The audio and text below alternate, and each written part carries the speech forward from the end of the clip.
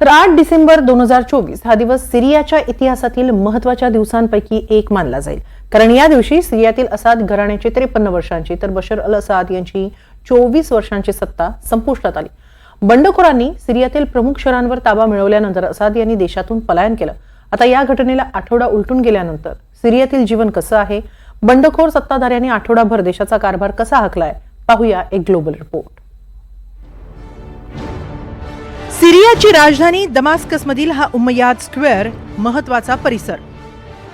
आठवड्याभरापूर्वी या शहरात दिसलेल्या अराजकतेचा मागमूसही सध्या तरी दिसत नाहीये। एखाद्या सर्वसामान्य शहरातील दृश्यांप्रमाणेच इथंही नागरिक त्यांच्या कामावर जाताना दिसतायत, विद्यार्थी त्यांच्या शाळेत जाताना दिसतायत, शाळांवर सिरियाचा नवा झेंडा फडकवला जातोय।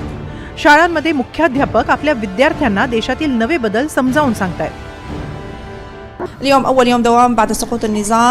आज सत्ता पालटानंतर शाळेचा हा पहिला दिवस आहे। आज आम्ही स्वतंत्र सिरियामध्ये श्वास घेत आहोत। सिरिया आता नव्यानं घडू पाहते। आपल्यातले काही विद्यार्थी हे अजूनही घाबरलेले दिसत असले तरी त्यांच्यात नव्या सिरियासाठीची स्वप्न आहेत। या देशात विकास, सुरक्षा आणि पायाभूत सुविधांची भरभराट हो हीच इच्छा।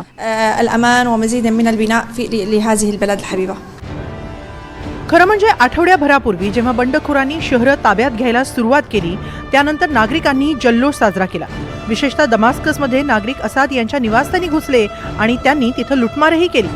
मात्र या सगळ्या परिस्थितीवर लवकरच नियंत्रण मिळवण्यात यश आल्याचा दावा बंडखोर सत्ताधारी करतायत। तर परिस्थिती सामान्य असून नव्या प्रशासनावर नागरिकांनीही समाधान व्यक्त केलंय, तसंच त्यांच्या अपेक्षाही बोलून दाखवल्यात। आठवड्याभरानंतर आम्ही विद्यापीठात परतलो आहोत। सध्या स्थिती शांत आहे। विद्यार्थ्यांसह प्राध्यापकांचीही संख्या वाढते। प्राध्यापक विद्यार्थ्यांना विद्यापीठात येण्यासाठी प्रोत्साहित करतात।